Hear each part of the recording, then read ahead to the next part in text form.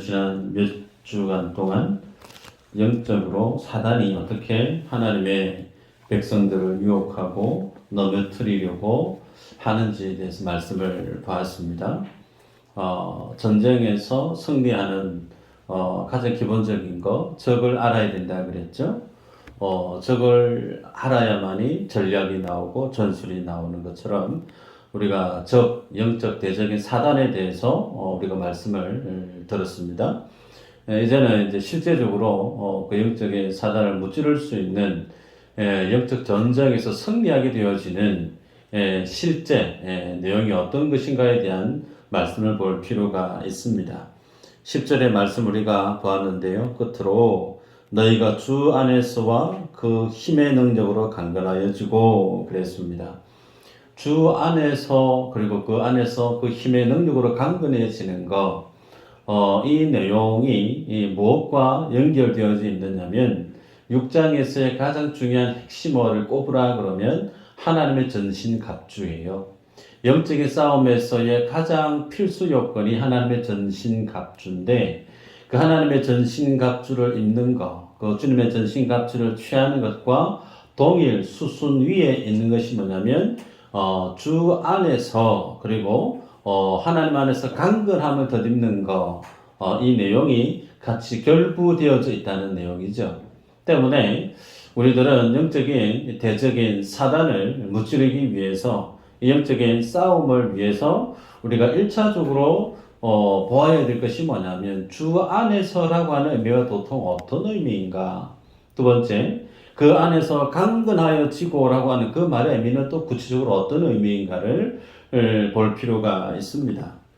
하나님은 영적인 대적을 우리가 상대할 때 그 대적을 상대하는 성도된 주의 교회된 내가 어떤 존재인가에 대해서 먼저 알기를 원하십니다.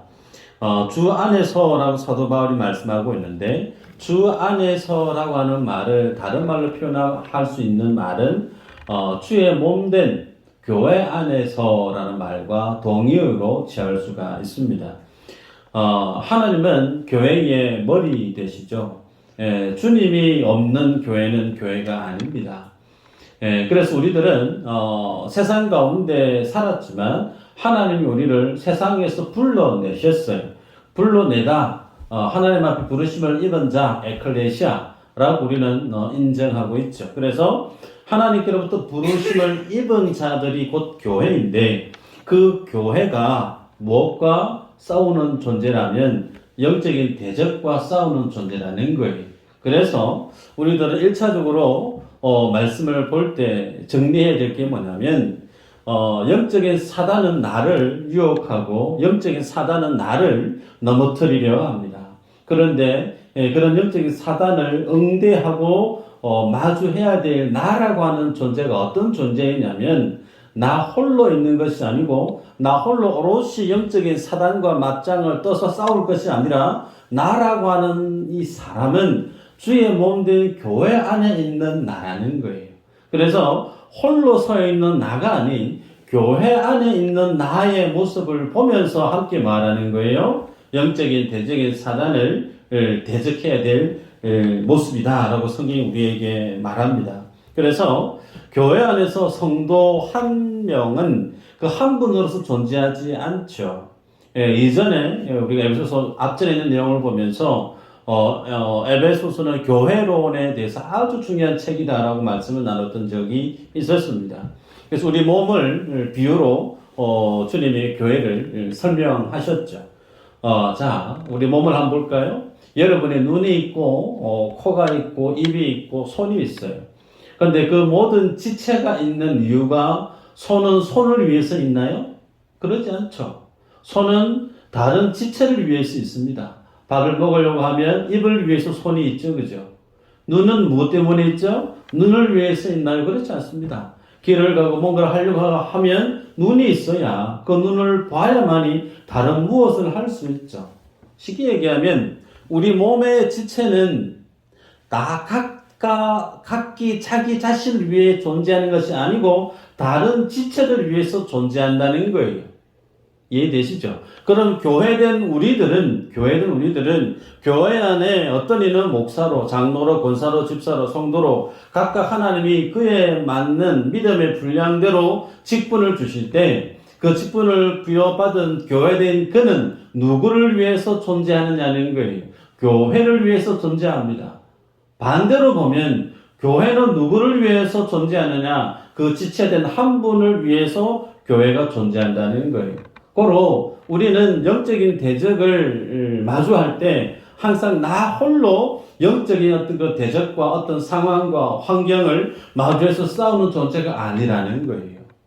그래서 성도 한 사람의 삶은 어쩔 수 없이 어쩌면 필연코 성도 한 사람의 그 삶의 모습은 전 교회에 영향력을 그대로 다 미칩니다. 그래서 한 교우가 아프면 누가 아플까요? 그분만 아프면 되나요? 그거 아니죠. 한 교우가 아프면 온 교회가 다 아파요. 그게 살아있는 제대로 된 교회의 모습이에요. 한 성도가 너무 기쁜 일을 경험했어요. 그러면 그분만 기뻐하고 좋겠네. 나는 배가 아픈데. 그게 아니죠. 그분이 기쁜 일을 경험하면 마치 내가 그 일을 당한 것처럼 같이 기뻐하는 거예요. 그래서 성경적인 교회는 같이 기뻐하고 같이 운다 그랬습니다. 여러분, 한국 국가대표 축구 주장이 손흥민 선수죠. 그 손흥민 선수가 작년에 영국 프리미어 리그에서 골을 가장 많이 넣은 선수로 뽑혔습니다. 여러 많은 날고 소위 기는 그런 선수들이 절비한 세계 탑 클래스의 프로 축구 팀에 들어가서 그 전체 영국의 팀에서 골을 가장 많이 넣은 선수가 되었다. 그 말의 의미는 손흥민이라고 하는 선수 혼자 잘해서 그렇게 골을 많이 넣은 것 아니라는 거예요. 그 팀이 함께 어우러져서 원팀의 모습을 띄었고, 그래서 손흥민 선수가 골을 넣게 되어져서 경기에서 이기게 되어지면 손흥민 선수만 혼자 기뻐하고 즐거워하고 모든 인간을 취하는 것이 아니고 그와 함께 필드에서 혹은 뒤에서 서포팅했던 모든 팀원들의 동일한 승리라는 거죠. 이것이 소위 우리가 축구를 볼 때 보는 희열이고 감동인데요. 교회도 다르지 않다는 거예요. 교회 안에서 예를 들어서 양행아 권사님 집에 가신 놈 모이다, 그죠? 분명히 오후에 했는데 팔을 다쳤어요. 팔을 다치니까 세수하기도 힘들고 양치하기도 힘들고 집안일을 하기도 더더욱 힘들고 일은 더더욱 하기 힘들죠. 다친 팔은 예를 들어 오른팔이라고 하면 왼팔이 다른 다리가 막 힘들어지는 거예요. 그걸로 끝나나요? 아니죠. 와이프가 아프니까 나중에는 누가 바빠질까요? 남편이 바빠지는 거예요. 남편만 바빠지는 것도 아니고 그 자녀들도 같이 덩달아 바빠지는 겁니다. 정관사님이 다리 수술을 다 마치고 건강한 모습으로 뚜벅뚜벅 걷는 그 모습을 볼 때마다 신기하고 놀랍게 제가 참 행복해요. 앞으로 이제 등산할 그 모습을 기약하게 되어지는데 다르지 않았을 겁니다. 몸이 아파서 병원 입원했을 때 혼자 힘든 거 아니에요. 믿음의 식구들 그리고 가정에 있는 식구들 똑같이 뭐죠? 하나라는 거예요. 교회는 하나님을 그리스도로 머리를 둔 교회는 한 몸이라는 거예요. 그래서 성도가 영적인 사단을 마주하고 싸우게 되어지면 필연코 그 한 분은 또 다른 누군가에게 영향력을 미칠 수밖에 없다는 겁니다. 성경에 보면 다니엘이라고 하는 아주 믿음의 사람이 있죠. 근데 그에게는 아주 신실한 세 명의 친구가 있습니다. 이름이 어떻게 되죠? 사드락, 메삭, 아벤누고.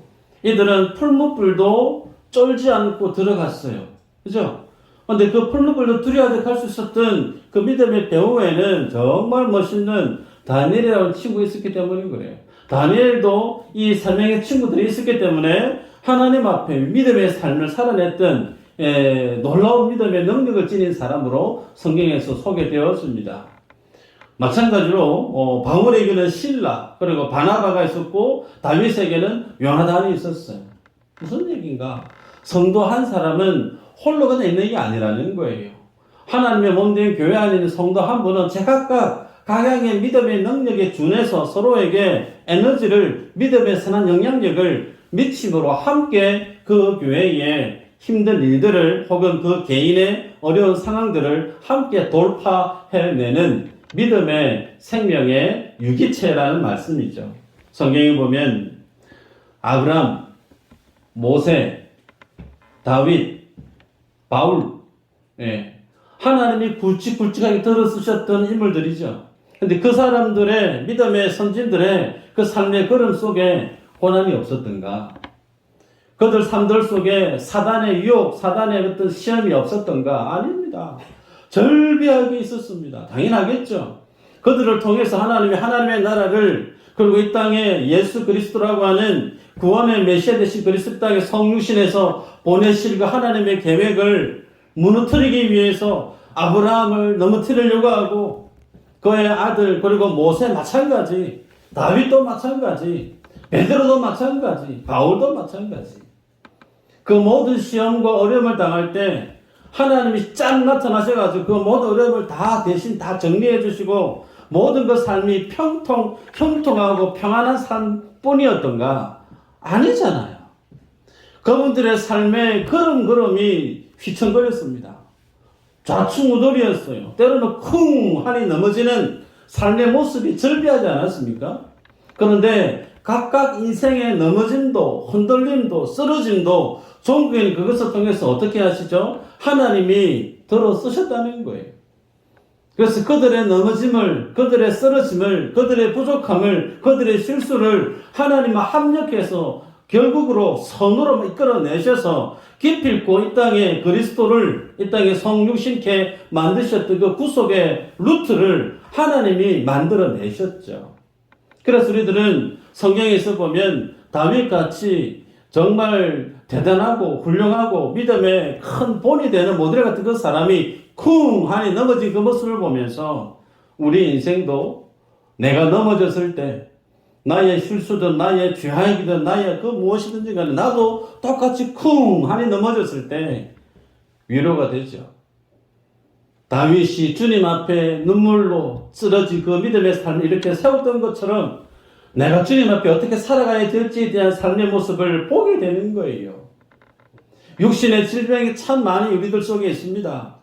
그 질병이 금세 하나님이 고쳐주셔서 건강한 모습으로 살아가면 더없이 행복할 것 같아요. 그런데 사도 바울은 어떻게 했죠? 3번 이상 하나님 앞에 열심히 기도했는데 주님이 고맙됐다 그래요.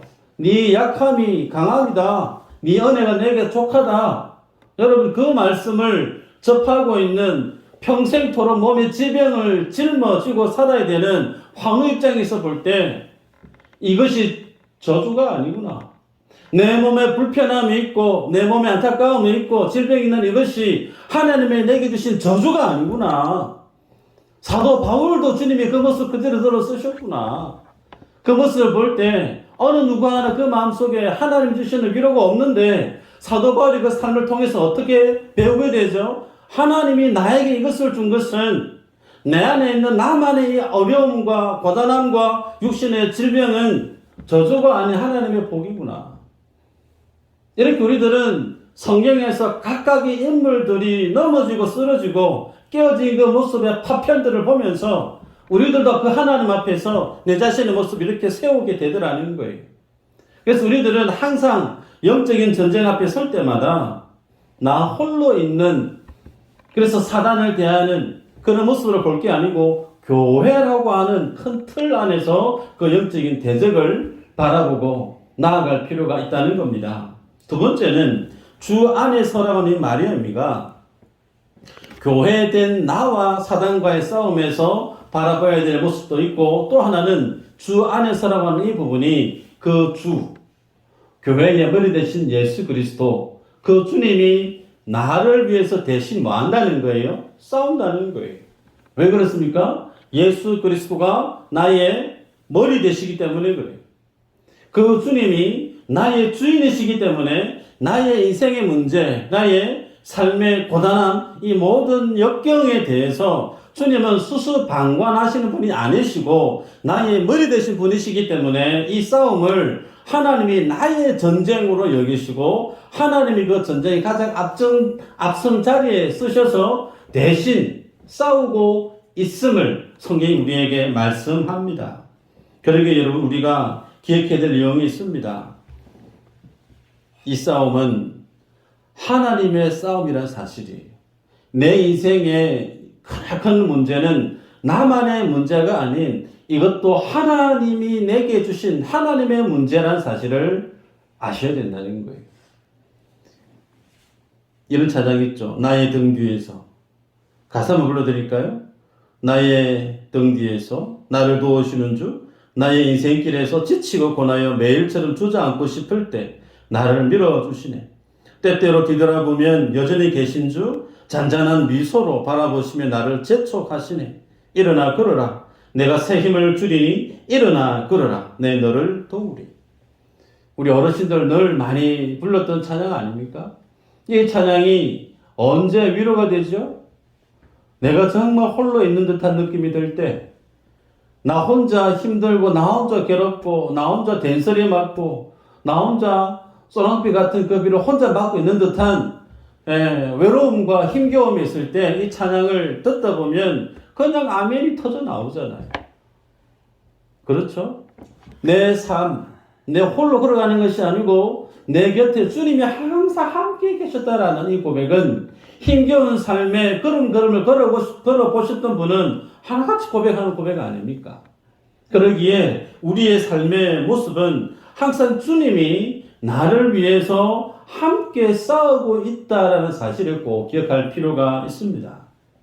히브리서 12장 1절 2절 한번 볼까요? 한번 읽어보십시다. 시작.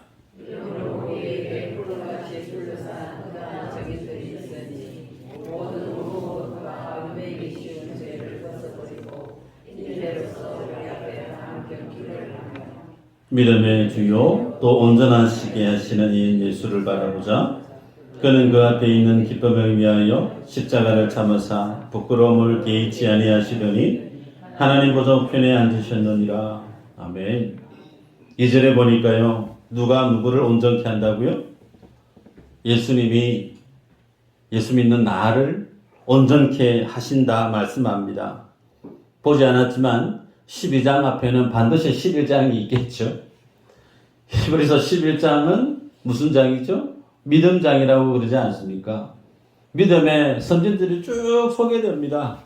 그 믿음의 선진들이 정말 하나님 앞에 그 영적인 대적인 마귀와 싸워서 이겨낸 내용을 쭉 소개합니다. 그리고 난 이후에 구름같이 많은 허다한 증인들이 있었다. 그들도 그렇게 마귀와 싸워서 승리했기 때문에 그 믿음의 본을 받은 우리도 믿음의 싸움에 나아가자. 그런데 그들이 어떻게 그 믿음의 싸움을 이겨냈느냐? 믿음의 주요 온전케 하신 예수 그리스도를 바라봄으로 모든 믿음의 선진들이 그 모든 마귀의 대적의 싸움에서 승리했었다라는 거예요. 그래서 우리들이 동일합니다. 예수 그리스도를 바라봄으로 우리가 믿음의 그 싸움을 대할 수 있고 옹전할 수 있고 승리할 수 있게 되더라. 그런 내용이죠.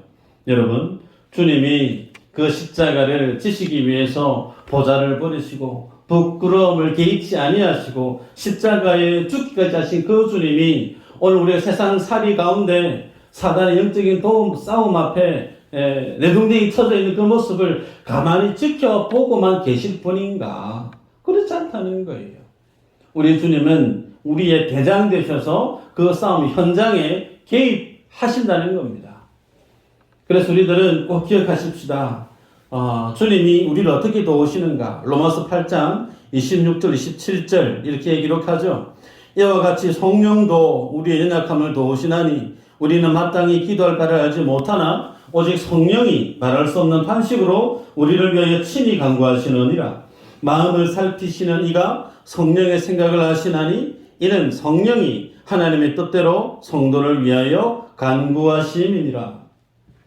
성령님이 간구하신대요. 어떻게 간구하시는가? 말할 수 없는 탄식함으로 우리들을 위해서 간구하신다 말씀합니다.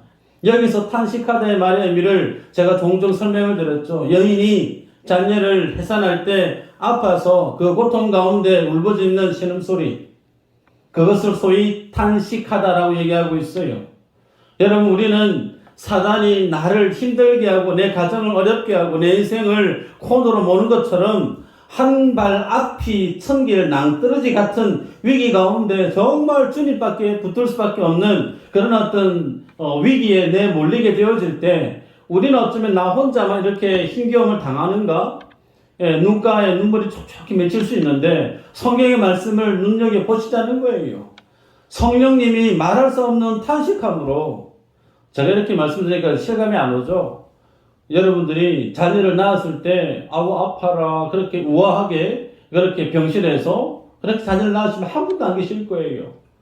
예, 병원 떠나가라 정도로 막 고함을 치시면서 자녀들을 낳지 않았습니까? 그것처럼 나의 주인 되신 성령 하나님께서 나의 인생을 위해서 그렇게 울부짖으면서 내 인생의 문제에 주님이 개입하고 계시다는 거죠.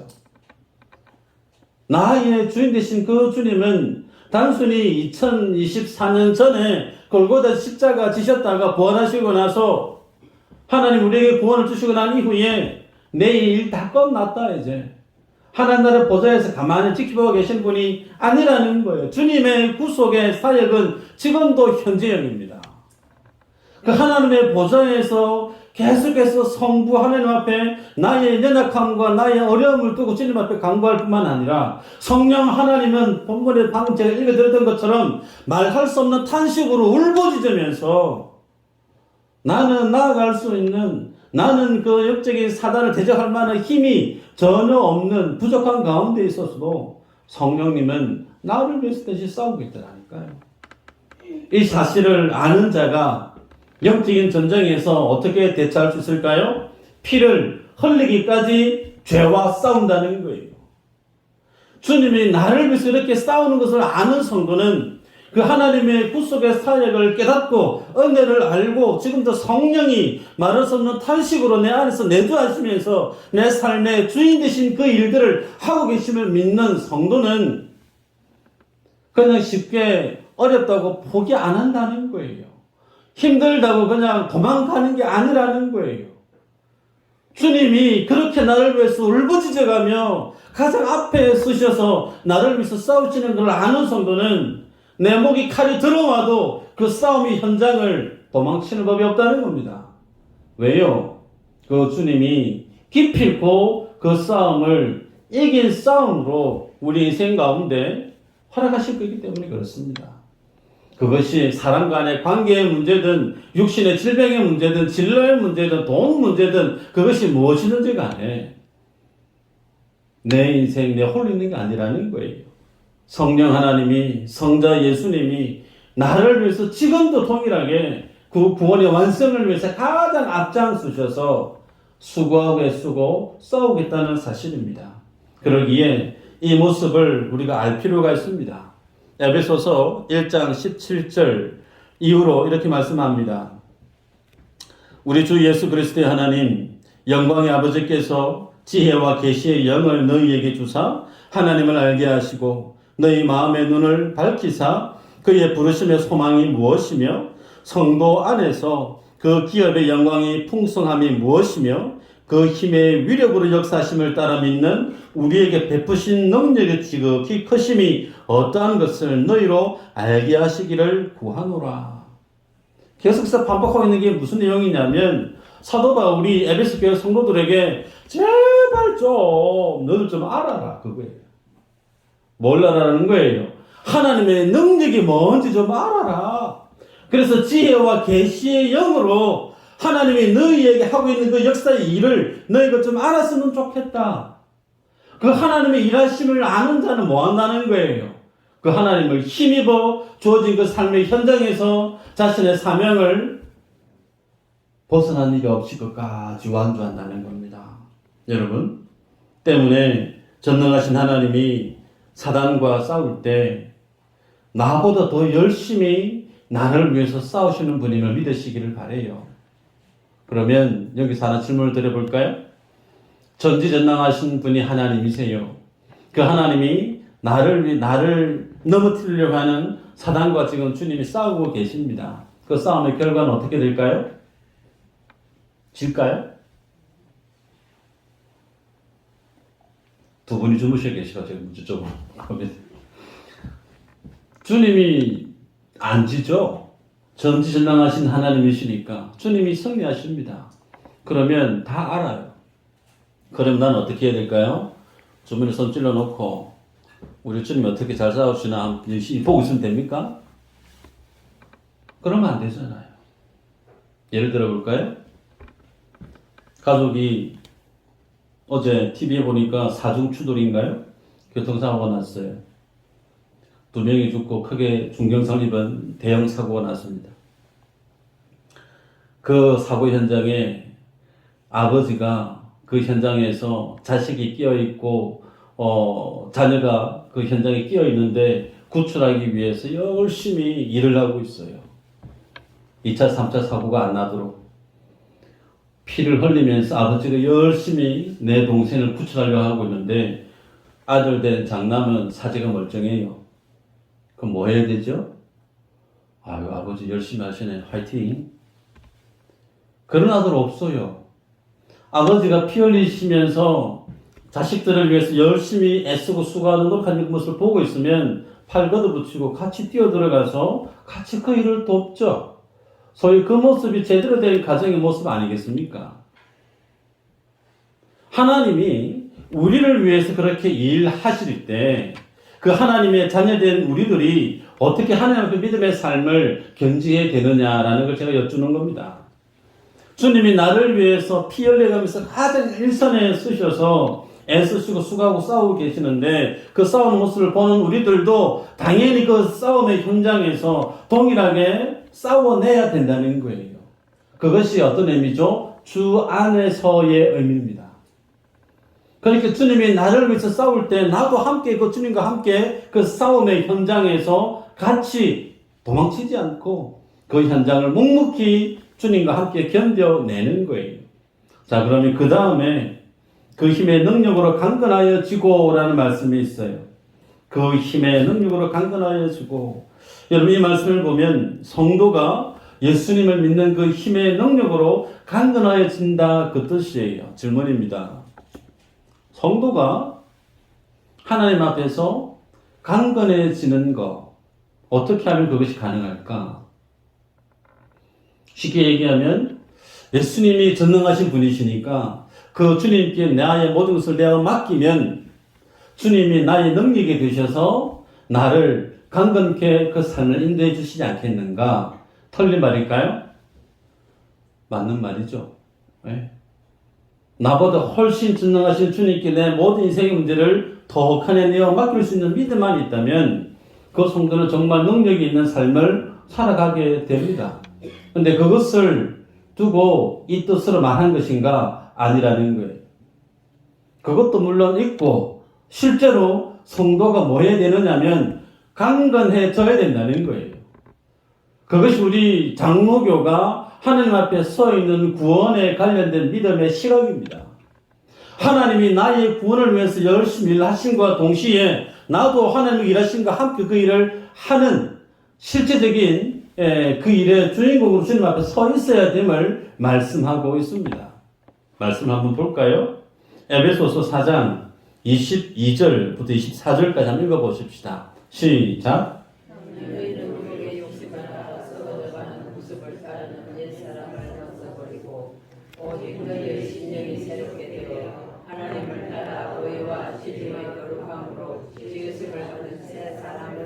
아멘. 여기 보면요. 너희는 유혹의 욕심을 따라 썩어져 가는 구습을 따르는 옛사람. 소위 예수님을 잘 믿기 이전의 내 모습을 얘기하고 있죠. 그때 그 사람을 우리는 옛사람이라고 표현합니다. 이거 옛사람을 어떻게 하라는 거예요? 벗어버리래요. 누가 벗어야 되죠? 예수님이 벗겨주셔야 되나요? 내가 벗는 겁니다. 내가 다른 사람 속이고 다른 사람 이용하고 혹은 하나님 앞에 볼 때 득스럽지 못한 그 모든 죄된 마귀적인 죄악된 그 모든 삶의 습관들, 생각들, 목적들 주님 앞에 이것이 잘못된 것이구나 알게 되어지면 그거 벗는 거예요. 우리가 예수님을 만나게 되어지고 십자가의 은혜를 경험하게 되어지면 그때부터 뭘 깨닫게 되어지느냐면 죄가 뭔지 처절하게 깨닫게 됩니다. 이 죄가 얼마만큼 큰 파괴력을 지니는지 그 죄 앞에 소설치게 놀라게 돼요. 그와 동시에 그 하나님의 은혜를 경험하는 성도는 그 시로부터 그 죄에서 떨어지기 시작합니다. 어둠에서 살았던 그 삶의 모습이 빛 가운데로 나온다는 거예요. 그래서 빛과 어둠은 공존할 수 없죠. 그래서 주님을 믿는 구원의 시작은 하나님의 은혜를 경험함으로 회심, 다시 거듭남, 우리 이것을 칭의라고 얘기하죠. 의롭다함을 얻는 것. 그런데 이 칭의는 그 다음 게 동시에 무엇과 일어나느냐면 성화와 동일선상 위에 있다는 거예요. 예수님을 만나고 나서 이게 죄구나, 이게 하나님이 기뻐하시는 거구나 알게 된 성도는 그 시로부터 그 죄의 자리에서 돌아서서 하나님이 원하시는 믿음의 삶으로 뚜벅뚜벅뚜벅 내 삶의 보성을 벗어버리고 이제 새 사람으로서 거듭난 하나님의 자녀다운 모습으로 걸어가는 거예요. 그래서 옛 사람의 구습을 벗는 것도 내가 벗어야 되는 거고, 하나님의 은혜로 새 사람을 입는 것도, 진리와 하나님의 의로 새 사람을 입는 것도 내가 해야 된다는 거예요. 그래서 우리들은 주님을 의지하고 주님께 내 삶을 내어 맡김으로 내가 강건해지는 것도 물론 있지만, 그것과 동시에 실제로 내가 주님 앞에 강건한 하나님의 사람으로 나아가야 된다는 겁니다. 히브리서 6장 4절 6절이 있어요. 제가 읽어드리면, 한번 빛을 받고 하늘의 은사를 맛보고 성령에 참여한 바 되고 하나님의 선한 말씀과 내세의 능력을 맛보고도 타락한 자들은 다시 새롭게 하여 회개하게 할 수 없나니, 이는 그들이 하나님의 아들을 다시 십자가에 못 박아 드러내놓고 욕되게 함이라. 새벽에 말씀을 잠시 전했지만요, 여러분, 진리를 안다고 얘기하는 분들이 교회 안에 있습니다. 혹은 교회 밖에 전도하다 보면, 나도 예수님 누군지 잘 알아요. 나도 기도 응답 많이 받아본 적이 있어요. 성령 체험 나도 했어요. 여러분들 교회 안에 혹은 교회 밖에 왕왕 만나게 됩니다. 그런데 한번 빛을 받고 하늘의 은사를 맛보고 성령에 참여한 바 되고 하나님의 선한 말씀과 내세 능력을 맛보고도 타락한 자라고 얘기하죠. 그래서 교회 안에서 한 번 구원은 영원한 구원 아니라는 겁니다. 우리의 눈에는 기도 열심히 하고 봉사 열심히 하고 뭔가 많이 아는 것처럼 열심히 교회에 사역하고 있는데 저분은 정말 예수를 믿는 것 같다, 구원받은 것 같다 보일 수 있지만 모른다는 거예요. 그분이 나중에 어떻게 바뀔지 장담할 수가 없다는 겁니다. 그래서 한 번 구원은 영원한 구원 아닙니다. 그것은 하나님께서 우리에게 하시는 말씀이지, 우리가 밑에서 하나님 구원하신 그 정점을 올려다 볼 때는 몰라요. 그러기에 두렵고 떨림으로 너희 구원을 이루라라고 말씀하고 있습니다. 여러분, 그 주님께서 우리에게 주신 이 말씀, 누가 강건해져야 되는가? 내가 강건해져야 되는 거예요. 그러면 성경 말씀 누가 봐야 되죠? 내가 봐야 되는 거예요. 기도 누가 해야 되죠? 당연히 내가 해야 되는 거예요. 순종은요, 다른 사람이 해야 되는, 아니요, 순종도 내가 해야 되는 거예요. 죄의 옷을 벗어 던지고 의의 옷을 입는 거, 죄악된 삶의 패턴을 집어 던지고 하나님이 기뻐하신 의의 삶을 살아가는 거, 내가 해야 되는 거예요. 하나님은 우리를 구원의 구경꾼으로 내버려 두신 적이 한 번도 없습니다. 구원의 그 자리에 주님이 피 흘려가면서 십자가에 이루신 그 구원에 같이 동참하게끔 말씀하고 있습니다. 그러기에 여러분, 이 한 주간 우리가 주님 앞에 설 때에 주 안에서의 의미를 곱씹어 보시고, 홀로 있는 거 아니에요. 교회 안에 깊숙이 들어오셔야 됩니다. 교회 밖에 아웃사이드에서 구경꾼들이 있으면 사단의 밥되기 딱 좋아요. 아니면 교회 깊숙이 발을 깊숙이 들여놓고, 이 교회는 내 교회라고 하는 교회의 정체성이 뿌리 깊게 박으셔야 돼요. 그래서 교회와 함께 웃으시고 교회와 함께 몸부림치시고 우시고 교회 가는 그 모든 일에 내 이름이 들어가야 된다는 거예요. 교회 중심의 신앙생활, 성경집입니다. 잘못된 거 아니에요.